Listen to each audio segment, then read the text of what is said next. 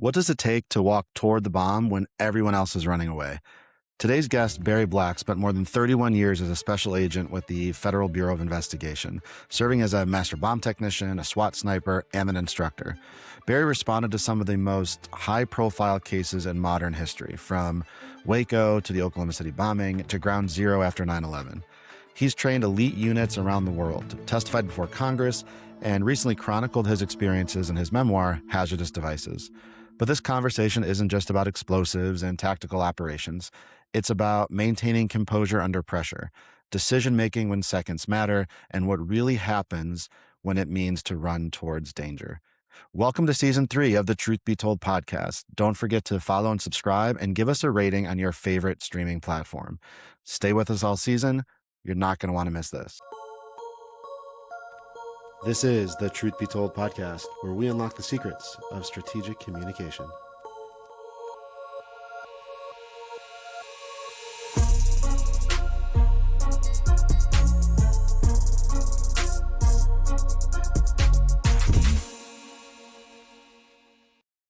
Welcome to this episode of the Truth Be Told podcast. I am your host, Dave Thompson. I am joined here by Barry Black. I know you all just learned a little bit about him. I couldn't fit, Barry, your entire resume and credentials in like a 30-second intro. You've got quite the career. Well, thank you, Dave. I appreciate it. It's great to be with you. Yeah, well, congrats on the, I'm going to call it semi-retirement because it seems like you're still working. Still working a little bit. Get the book thing is sort of new. I enjoy teaching over at a local university. Still do a little speaking here and there, but it's not work if you like what you're doing.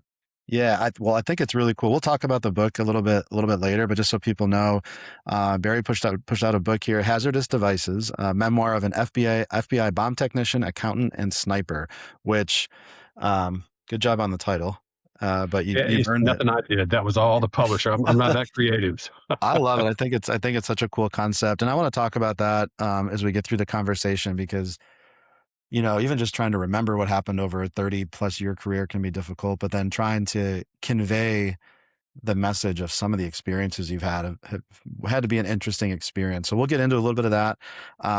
We're going to post a link to the book in the show notes. So those of you listening, you want to recommend, go find it on Amazon or Barnes & Noble right on Barry's website, and really, really some cool takeaways. But as we get into the conversation, we were talking a little bit before the recording, your experience is really diverse, right? We talk about everything from accounting to being on the snipe team to bomb technician. I think a lot of really like technical expertise. And as we talked about, our podcast is really focused on the soft skill of communication. And so for our listeners, our goal today is really dive into how communication is intertwined through your experience, which ranges from white collar crime to Oklahoma City bombing and Waco and the Atlanta Olympic Park bombing. And so just a lot of really neat stuff we want to get into. But I want to just kind of kick off with a simple question. When do you think is the first time you realized maybe your career would be anything but ordinary? I guess I would call it.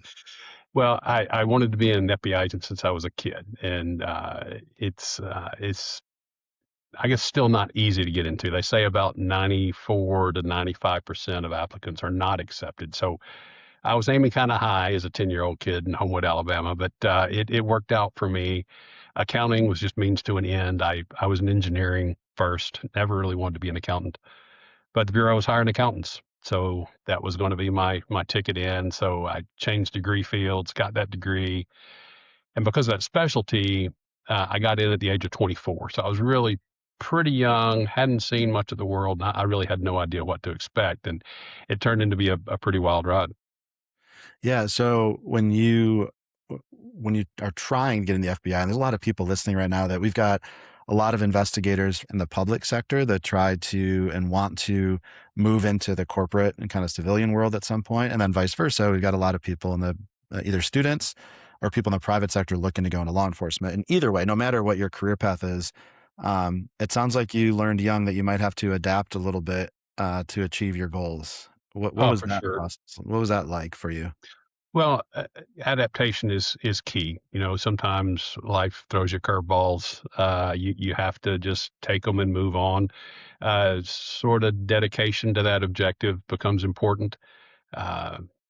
good things are often, hard to come by. So, uh, a lot of times it doesn't work out the first time. I mentioned the accounting specialty. There was a pretty rigorous accounting exam the FBI started out with because they needed accountants. And just because I had the degree and had been working in the private sector for a while, I thought that was going to be kind of a cakewalk. But I sat for that exam and it was very technical and pretty thorough. And as a 24-year-old, I didn't make it. So, I mean, I could have quit then, but it's what I wanted. So I asked if I could take it again later, and they let me, and I passed, and that was the beginning. Yeah, I like that, the commitment to the objective, because it's so easy to walk away when things are difficult, or you're told you don't have enough experience, you're too young, not yet, hold on, and a lot of people just give up. Did you experience that at all in this pathway? Absolutely. And to fast forward to my retirement career, I teach at a university now, and one of my classes is a core class, and I've had a student or two not do so well the first time, but then come back a second time, and it's rewarding to see that drive, that initiative, and it's human nature. We're not gonna get there the first time every time. So sometimes you just have to stick to it and pick yourself up and try again.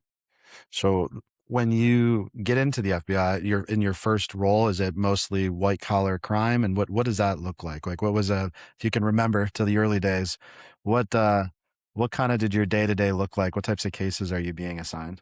So this was the suit and tie FBI, polished wingtip shoes, is straight out of casting. And I Yeah. worked bankruptcy fraud, stock manipulation, money laundering, insider trading. Some were multi-million dollar, offshore insurance companies. It was straight up accounting work, but it was more fun than my work in the private sector because somebody's going to jail. Somebody got done wrong, defrauded. Some folks lost their life savings, for instance. So it's a little bit of making somebody whole. They may not get their money back, but the person responsible will pay, some kind of price at the end. And I enjoyed putting the puzzles together. Some of the trials were weeks long. Some of the cases were years long, which goes back to that tenacity and stick to itiveness.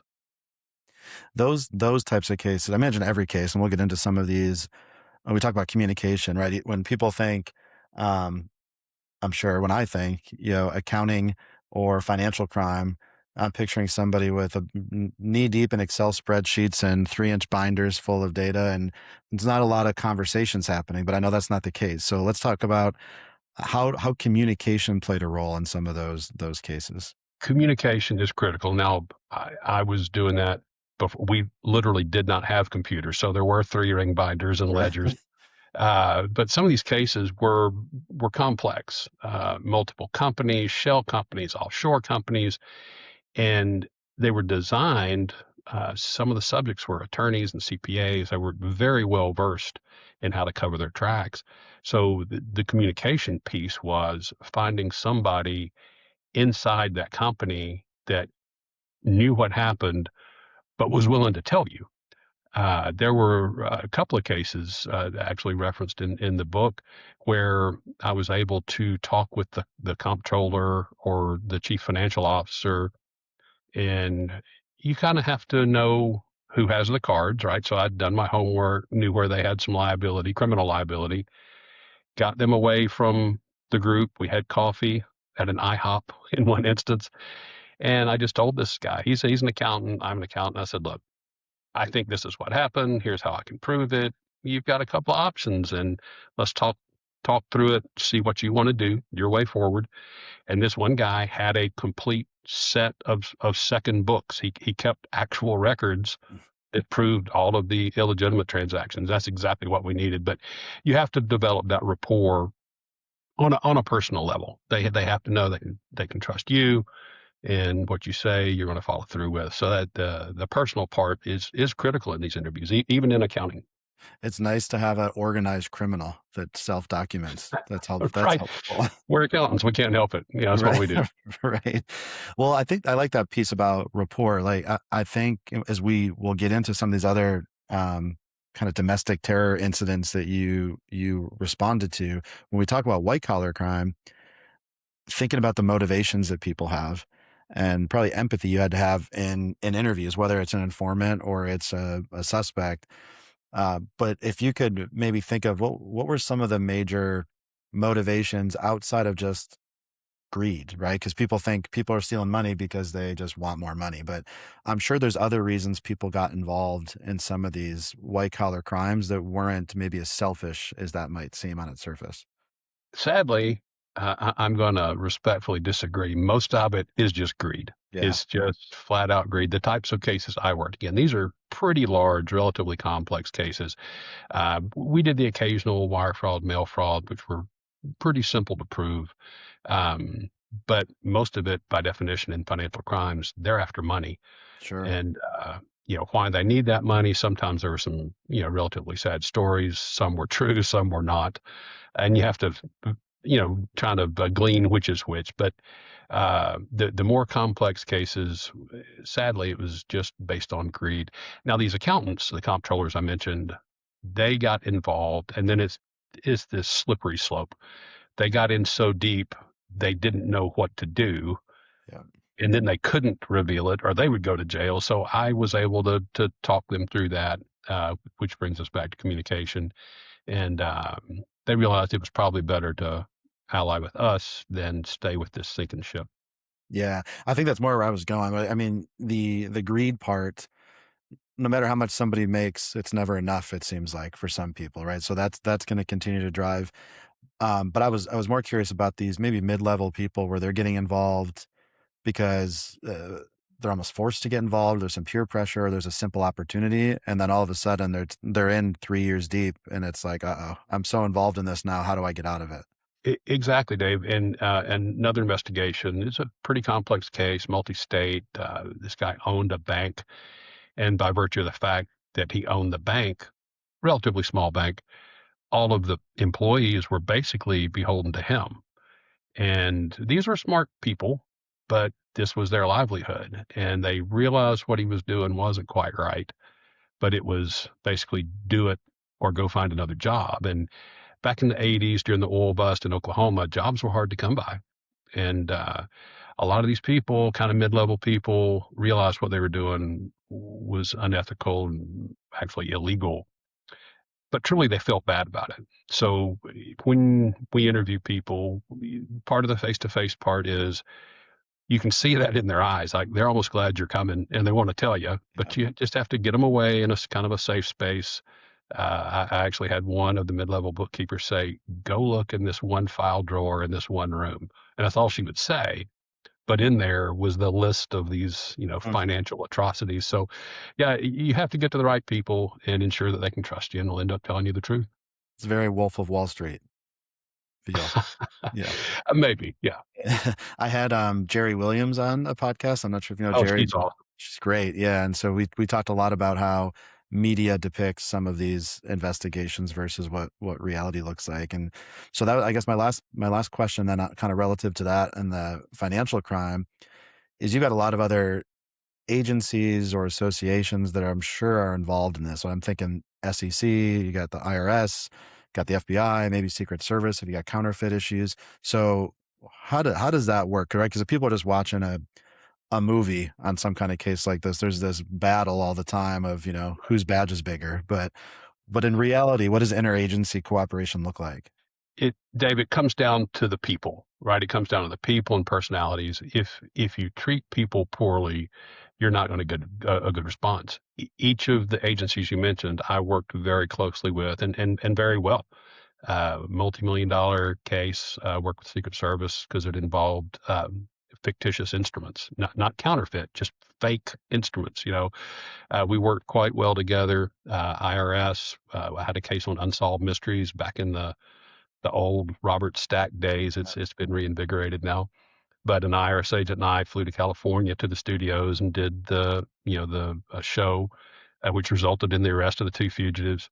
Uh, the banker I was talking about, we used the SEC records to prove the manipulation of the stock market. Actually, so we need each other, and it's a joint effort. But it's not like the movies, or at least it shouldn't be like the movies. Right. It comes down to the personal relationships.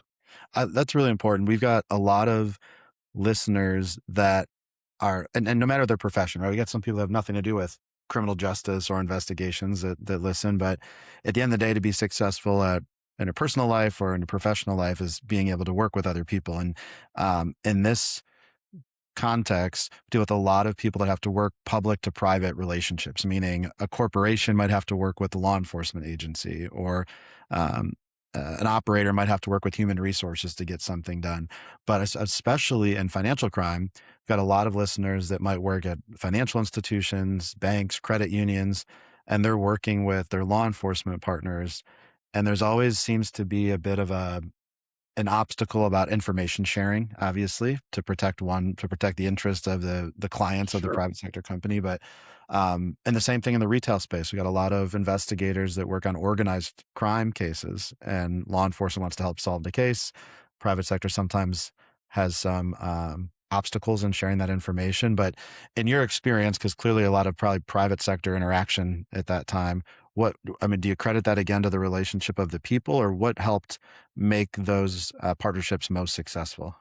Well, again, it's personal relationships. We would meet with a bankers organization monthly, just so there was a face with a name, so that when something did happen, they weren't just going through their Rolodex or back in the day the phone book and calling some random number. People would call me directly, and we would go have coffee, not because we had to, it's just so we could get to know each other. And in the event something untoward happened, we already had a relationship. Now, of course, everything has to be done legally, and that's the way it should be. But knowing who to talk to, we can subpoena the records. We can issue search warrants in some instances. I had a private sector gentleman one time. Uh, he just didn't want to comply with the subpoena. Well, and we try to make it easy. We said, look, you can just give me the records as opposed to driving downtown and waiting and going before the grand jury yourself. Well, he didn't want any part of that, and that escalated because when a judge signs a search warrant or you have a federal grand jury subpoena, you're going to get the records, and there's kind of an easy way or a hard way, and we always preferred the easy way. Yeah. When we you start to move out of the financial crime piece, although that's always in your blood, right? Is this, I'm sure, the investigating, the analytical part of accounting work. But walk me through kind of the next career transition with the FBI. Well, I think most of us in this field like to see if we can do it. Can we get to something, some other challenge? And I did. I enjoyed the white collar, but it was not like the movies of my childhood. It wasn't quite as dynamic. Back when I started, new agents were on probation for a year. It's now 2 years, but after your first year of probation, you could kind of spread your wings a little. And I thought, you know what, I want to try out for the SWAT team. Uh, every agent can try out. And I remember going to the team leader. He was this hulking, highly decorated Green Beret. I said, I want to try out the SWAT team. And he said, "You're an accountant, right?" And I was like, because most of the team was former military or former, law enforcement that had been on tactical teams. But the training we're afforded is exceptional. And again, if you apply yourself, you can do just about anything. So I was thrilled to get on the team, and it was much more exciting. I was still working white collar because our SWAT team was collateral duty at the time. And then I learned about an even smaller group, the sniper observer team. Never done any work like that before, but I wanted to see if I could. So I talked to the sniper team leader, great guy, former naval officer, nationally ranked competitive marksman. He's a great guy. Sort of the same thing. Now, have you ever done this before? I'm like, no, but I really want to try. So he worked with me, spent a lot of time together. We became close friends, and he put me in for sniper school, and I was able to achieve that. And the first really major deployment was that unprecedented standoff in Waco. Yeah, that was 93, I Correct, think. That's 93. right. Yeah. So as you're going through sniper school and becoming part of a SWAT, and from what you just described, kind of maybe feeling like the anomaly of the group of coming from this accounting background. But do you feel like there was things that you had that you actually brought to that group because of your background or experience that maybe was unique and added value to them they didn't have? Well, my part was small. A team is just that. It's made up of the individual components, and uh, all the operators on the team were, first tier, really just great people with individual skills, and it's that individuality when put together that makes the team better. Um, as I was the training coordinator later on in my career, we had former Navy SEALs, and these are some high performers, and it was a privilege to be associated with them. Yeah, that's a really good perspective. I think some people, they join a team, um, and they forget to bring the individuality with them, right? That's like you just said, that's what makes a team so powerful, or these diverse experiences and backgrounds. And I think as leaders sometimes, and I've been guilty of this, is we forget to extract that out of individuals on the team. Yeah. Conformity is not always a good idea. That's right. Yeah, right. So Waco, 93. So you said this kind of your first major deployment in this capacity. Walk me through, I guess, how did you come to find out about it? And what did that first, I guess, call or dispatch look like? Yeah, so we had pagers. Only special teams had pagers. Cell phones were still kind of Dick Tracy at the time. Yeah. But my wife and I had just gotten back from our honeymoon, just been married. We were unpacking, and one of her bridesmaids called and said, "Are you guys okay?" And I thought, "Well, yeah, we're fine." Why? She goes, "Well, I saw 4 agents got killed." Well, we had been overseas. I hadn't seen the news, hadn't heard anything. Flipped on the TV and saw the coverage of that initial raid by this other agency. And as we're watching the television coverage, my pager went off, and it was the SWAT call out. And my wife says, "Now, all right, how does this work? What's going to happen?" I said, "I think it'll be over before my team even gets there, before we cross the Red River into Texas. But I'll pack for 3 days just in case." Well, 3 days turned to 51, Right. and yeah, that was our first married work experience. I can imagine. Like a lot of questions with this. When you first respond, chaos, organized chaos, what did that feel like? I guess the initial response, because I'm assuming over the course of 51 days, it becomes a little more structured in an approach, but the immediate response, what's that look The like? first response in all these large cases, chaos will ensue. It's going to be chaotic. It was a tragedy. There were lives lost. There was some serious firepower. The threat still existed, and then there was that transition. The president was new. The attorney general was new. The originating agency, it was determined. They said, "You know what, FBI, you go do it," which we can do within the bounds of the law, what the president says. So we rolled in. There was already a command post established, um, and we really thought there was going to be a tactical resolution if negotiations failed. And when we speak of communications, our team was down pretty close. The team leader was in touch with the negotiators, and I remember vividly at one point they said, "Okay, surrender is imminent." All right. Well, I'm not a bright guy, but imminent surrender seems like something's going to happen here pretty quick. So we geared up and waited. The plan was we were going to receive the Davidians when they came out, but then just nothing happened. And you're on this kind of heightened state, ready for this to occur. It just never did. So after a significant period of time, the team leader called back and said, when's this going to happen? And they said, "Oh, that broke down hours ago." Yeah, never mind. They forgot to tell us. So communication in that regard becomes pretty important. Yeah, I got to imagine, because we'll get to some other events too, but in that one, because of the length of it, um, I would imagine there's some exhaustion, mental and physical exhaustion over the time, probably stress and tension raises.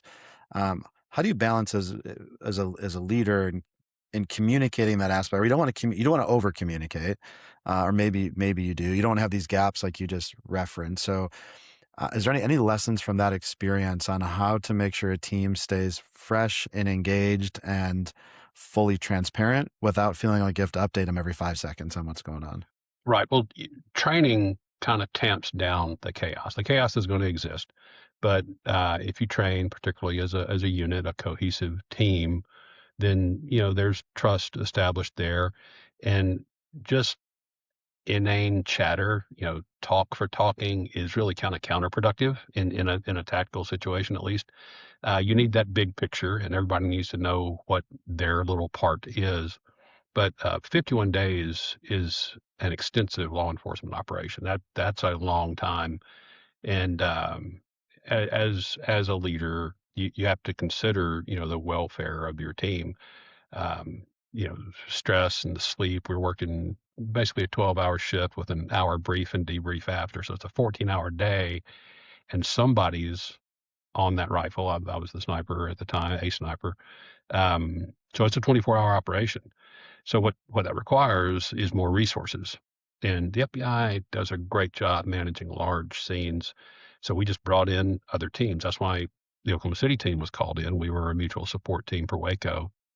But in short order, our hostage rescue team came in from Quantico, and the local teams, such as myself, were then assigned to dispel the HRT snipers because they're exceptionally good at what they do, but they can't stay on the rifle for 12 or 14 hours at a time either. So you just have to help each other and, try to get the rest, try to get some food that's decent. Um, there's a lot of moving parts for sure. Yeah. We've had a couple episodes which I'm proud of that are really focused on mental health, mental wellness for first responders. And I think a lot of times people forget when you're surrounded by an incident like this, or even if the timeline could only be 2 hours, but if you're exposed to something traumatic, you have this secondary vicarious trauma that people take with them. And so I think people forget that people like yourselves and other people on scene are hoping to go home every night and have to try to separate that what they've been doing for 12 hours versus go home and have a normal dinner or breakfast or whatever with your family. Do you remember Sure. how have you managed that throughout your career? Well, there was a lot of news coverage. If we're back in 1993, we could call with some frequency. I tried to call my brand new wife, every day if we were working overnight shifts. So the timing is strange, and that gets more complicated when you're overseas and there's time zone challenges. But she would watch the news like everybody else, and some of it was just inaccurate. And what she heard would worry her. And finally, I just said, "Look, just don't watch unless it's an FBI spokesperson, PIO. Just disregard it. You can't really talk about much what's happening, but it's not what you're seeing. So don't worry, things will be fine." And Yeah. yeah, so you still have your family at home, and the grass still has to get cut, right? Groceries get bought. There's life goes on, and I liken it to a brick in your backpack. You do this for 30 years and see these things over and over. It's a weight, to carry, and it's often easy to talk with people that are in a similar circumstance. After 9/11, I was there deployed at Ground Zero, and some of the agents that weren't familiar with blast effects and the types of things we saw when the buildings came down, they would ask over dinner or late at night, what would have happened if, right? Because they came pretty close to losing their lives too. My wife drove out of the Murrah building 2 minutes before McVeigh's bomb went off. Mm. It's the grace of God she's still here. She drove right in front of the bomb. I didn't know any of that. It was about an hour and a half before I even knew where she was. So you have to manage that personal piece with the job because first responders still have to do that job. I That's powerful to hear. What you just mentioned, I heard you on another podcast talk about that experience. I'm gonna go back to this in just a second. The Waco ends in a just tragic way, right? And from what I've learned, I think that kind of is what exposed you to this concept of um, being a bomb technician and understanding what that role looks like. And so we can talk about that. But I want to go back to what you just said about your wife and some things happen in mysterious ways, but for her to not be in that building. But when you respond to Oklahoma City, you shared a story about maybe not knowing where she was, and what you were told at the time. I don't know if you can share that. Right. So again, these mass disasters. This was a huge scene. I'd never seen anything like it. Of course, I'd only been a bomb tech for 53 weeks, so this was my literal trial by fire. But there were people that were injured, walking wounded, deceased. Cars on fire. We talked about chaos. 300 buildings had been damaged. This was something like I had never seen before. But I had a pretty narrow piece. My little piece was this even a bomb? Because initially, we were hearing plane crash, gas main explosion, something else. So my part, there were only two FBI bomb technicians in the state at the time, myself and the guy that got me in the program down in Waco. So you can't say I'll get the next one. This is this is my first one. So I did my part, which was nothing particularly special, but it was evident that it was a large vehicle borne IED. But as I did that walk around the building just to assess the blast pattern and the damage, I asked one of the court security officers, hey, by the way, have you seen my wife? Because she worked there and they knew each other. And he said, yep, she's fine. I thought, okay, great. Well, I found out later that was not true at all, but he could tell on my face, I needed some solace. So, good, bad, or not, that's what he told me, and it worked out well. Well, I thought when I heard you share that before that, I mean, who knows what decision is the right decision there, but knowing the very critical role that you had, I just imagine that your cognitive load, your mental kind of mindset, not knowing is going to make it really difficult for you to perform your job at the same level. Well, each little piece of information is helpful. Even if it's not good information. She had the foresight to page me back into my own voicemail, which was at our office that was a remote location, and tell me that she was okay. They had gone to their relocation site.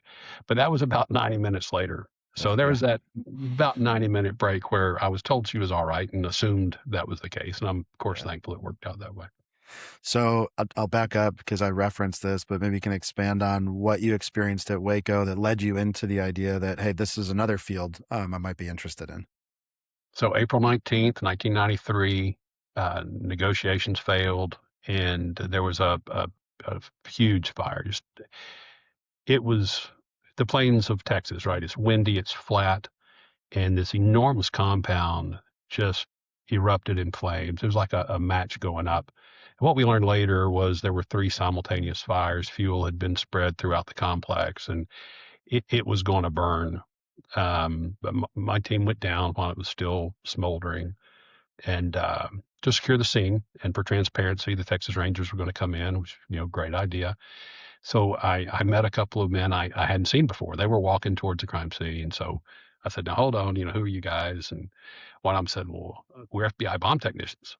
Well, I'd been in the FBI for 5 years and I didn't even know we had bomb technicians. So I said, well, what do you do? What do y'all do? Why are you here? And they said, well, there could be unexploded ordnance or IEDs in the rubble. We're here to take care of that. And I was like, well, that's interesting. So what do you do for a job? And they said, well, the FBI certifies all the non-military bomb technicians in the country. State and local police, we work closely with them as partners. Work closely with the military, domestically and internationally. We traveled around the world, blow stuff up. I was like, okay, I want to do that. How do I get that job? And just like the sniper team leader, he said, well, it's a pretty small group. There are only about 200 FBI bomb techs at any one time, and that represents about 2% of all the FBI agents in the country. But if you want to give it a try, I'll help you. And he did. We became close friends, just like the sniper team leader. And I got to bomb school, the Hazardous Devices school down at Redstone Arsenal in 94. And then the Memoir building was bombed in 95. So Mm. that was my introduction into the counter IED world. So in that first year, and then in non-deployment status, what is a day in the life of a bomb tech? Because you're not hopefully going to a scene every day. Otherwise, we'd have some major problems. So, what does training look like, or what does a kind of day in the life look like? It was a collateral duty, just like the SWAT team. So I'm still working, bankruptcy fraud, and those trials are ongoing, cases are ongoing.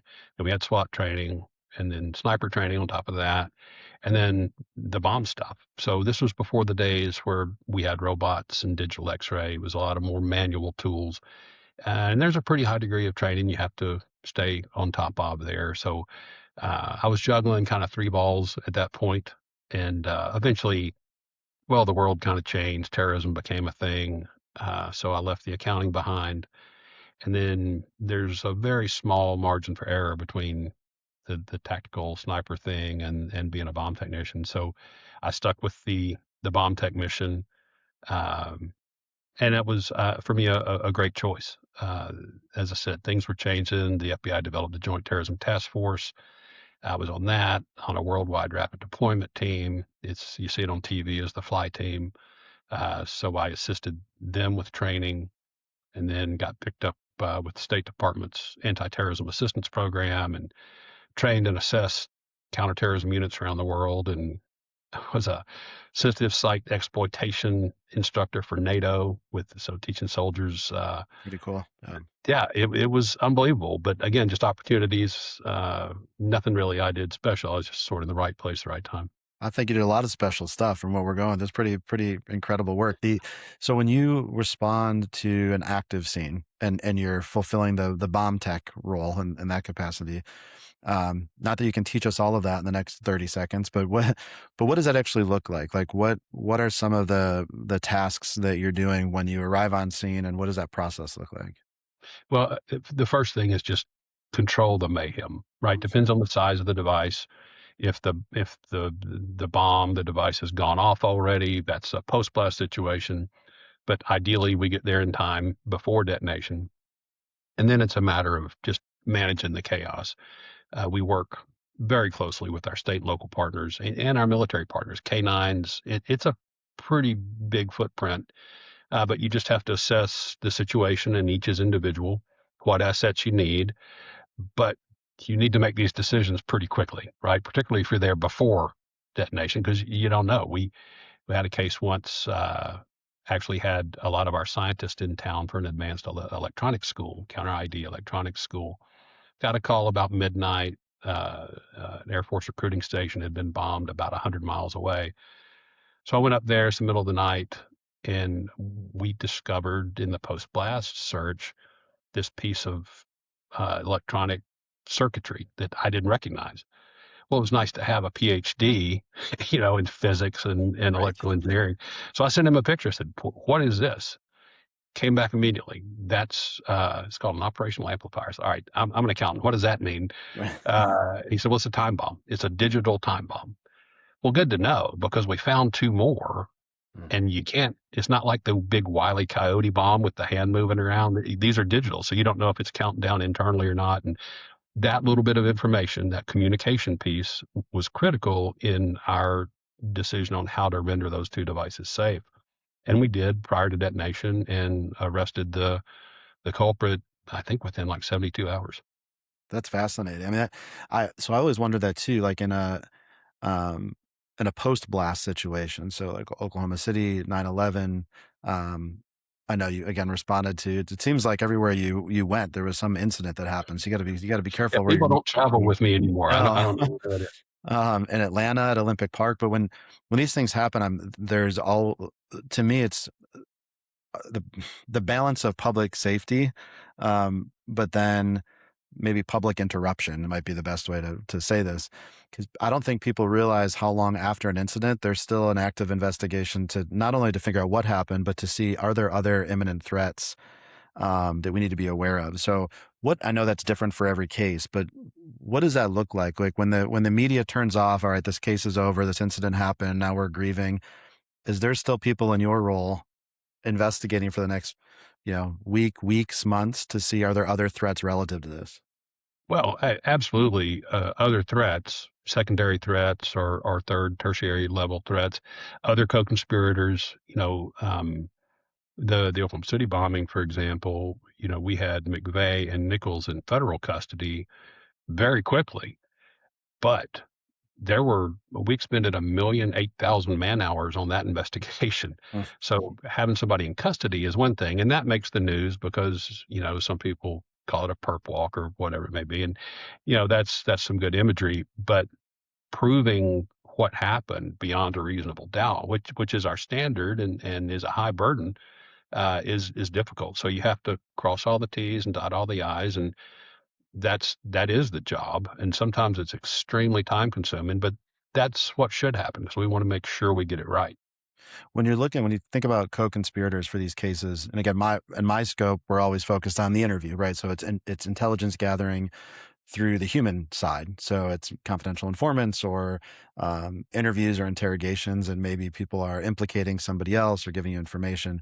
I'm curious how much on the technical side um, does some of the same elements of what you found in a device or devices connect the dots to other potential cases or conspirators. So yes, there's a reliance on the human side of this, but how much from a device investigation standpoint are you like, well, wait a second, this looks familiar to something else? Maybe these cases are correlated in some way.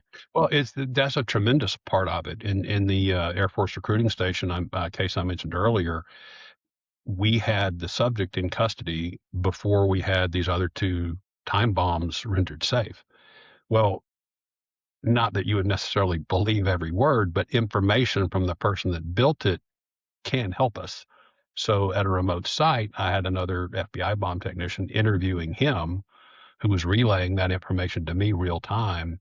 And then working with our local police bomb squad, which are great partners to us, we could kind of vet his information with what we were seeing and factor that in to the what we call the render safe procedure. So um, absolutely, information is key. You just have to be a little circumspect on how accurate it is because it can have a pretty dire consequence otherwise. Sure. So Oklahoma City, we talked a little bit about this before we were recording. I know that's something you still um, go back, I believe, to on the anniversary, just 30 years last year. Right. And it's 168 people, I think, were Yeah. lost, and several children, and heartbreaking. We had I mentioned this to you earlier, but we had one of our guests come on who wrote a book about some of the kind of the emotions behind that and the families that were impacted. That case, so Timothy McVeigh was from the Buffalo area where I'm from here, and so there's a lot there about kind of extremism and the thought process and this kind of anti-government mentality. And I'm wondering from then to today's world, and we don't have to get political with this at all, but how much have you seen or feel like maybe terrorism is different today than it was then, or is it just on this continuum of going in the same direction? Well, it's a great question, Dave, and we kind of break this down into two types of terrorism. There's domestic terrorism, and then there's international terrorism. I grew up in the Deep South in Alabama, and I remember seeing the Ku Klux Klan. They were taking up money on the street corners like firemen do now. So that type of terrorism, was there. These things are cyclical. You look at events of the 60s and the 70s, and then things kind of quieten down a little bit. So, like everything, it ebbs and flows. The 30 years, 31 years I was in the FBI was sort of a peak period for both domestic and international terrorism, which is why my career took a different trajectory.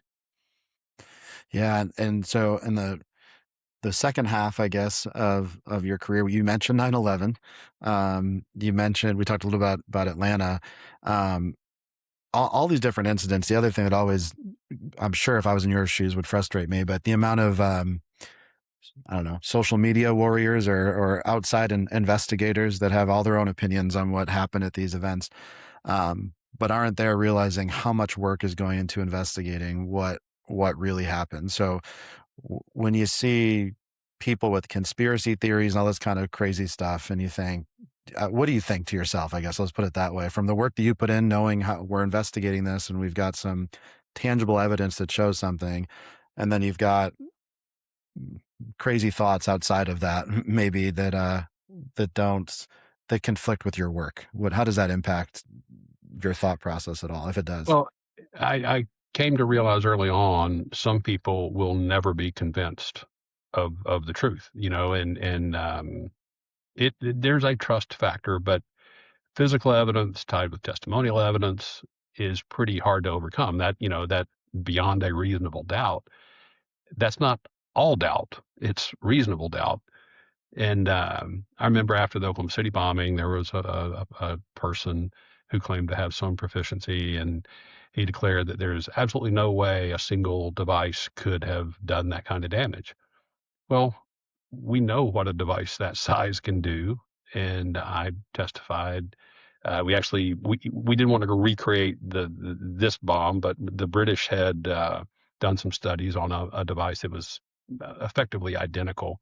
And this was in the VHS tape days, but I showed the tape. I said, this is the type of damage you can expect, and that kind of quelled that argument. But until there's no reason anybody, a layperson, juror, whoever, the grand juror, would know that. You hear something, you presume it's true until you're shown different, and that's fair enough. Again, Yeah. the burden is on us, and it's a burden law enforcement accepts because that's our job. And we're not out to get somebody; we're just out to find who did it. Yeah. Wherever the evidence goes. Yeah, and I think in today's world, it's kind of crazy. I feel like our there's a huge trust deficit right now in so many things for so many reasons. People don't trust. AI has caused a lot of mistrust, and even what we see, what videos and pictures and text or whatever. But it's crazy to me that trust is so low while we have so much information. We have got more access to information we've ever had before, but then we don't trust anything. And so, It's almost information overload. yeah, Too much of information is sometimes not a good thing. I tell my students, the information has to be accurate and it has to be timely. Those two things together give you a clear operational picture. But if you're getting fed bad information, then you're going to make bad decisions. yeah, and I would imagine that's a good point. From the public, that's one thing, and then from an investigative standpoint, um, can you ever remember or put yourself back in one of these cases? There has to be, I'm sure, an immense amount of public pressure to close a case, solve it, find a lead, find the next, protect public safety, especially in the role that you had. Um, Probably some biases that come into play as far as maybe who was the source of this problem or what country was the source of it if it came from external. But can you remember a moment or time where you had to maybe check yourself from allowing external influences to impact your mental state during an investigation? Well, on these major cases, there's no time for Yeah. social media. We don't even watch the news. You shoulder to the grindstone. These are exigent circumstances. We need to get it done. Uh, you mentioned conspiracy theories uh, in the bombing. Just to go back to '95 for a second, uh, there was a severed leg that was found, and the medical examiner made an independent press release that said this was a Middle Eastern male that didn't fit any known victim. Well, you mentioned expectations or bias. Well, the media and some people just took that and ran and said, well, clearly this is going to be a Middle Eastern international terrorist attack. Well, it wasn't. Somehow I was assigned to figure out this leg. I think probably because of my accounting background. And I met with the medical examiners, said, look, we kind of have to get to the bottom of this. This is a pretty big question now. And I had them look at each other's files because I'm certainly not a doctor. And they said, look, we don't see any problems. But they were busy. I mean, they're overwhelmed. They're mourning. This was a horrible time for everybody. But we still had to get to the bottom. So I went through the files as best I could, found some anomalies that required a little extra attention, and then finally realized I had reached the end of my capabilities. I didn't know if I could do it, but I called the Smithsonian Institute, the Armed Forces Institute of Pathology, two world-renowned forensic anthropologists, our DNA unit, hairs and fibers unit, photo unit, and just flew them all in. And said, look, I from your individual expertise, I need to know. What do you think? And collectively, they produced this fantastic report that said this is not a Middle Eastern male. This is an African American female. About this height, about this weight, about and his age. It was a fantastic report. But the special photo unit, the leg was clad in a camouflaged uniform, pant, leg, and a military style boot.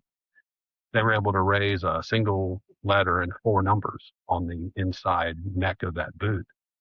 Well, I worked with our Army CID partners on the task force, and they said, well, that's probably last four of a social security number and the first initial of the last name. Okay, great. So I got the Social Security Administration. Again, we rely on these other agencies, ask for all the known victims' social security records, and I found a match for the numbers. Well, statistically, that's got to be right, but the letter didn't match. So that person was an airman in the Air Force.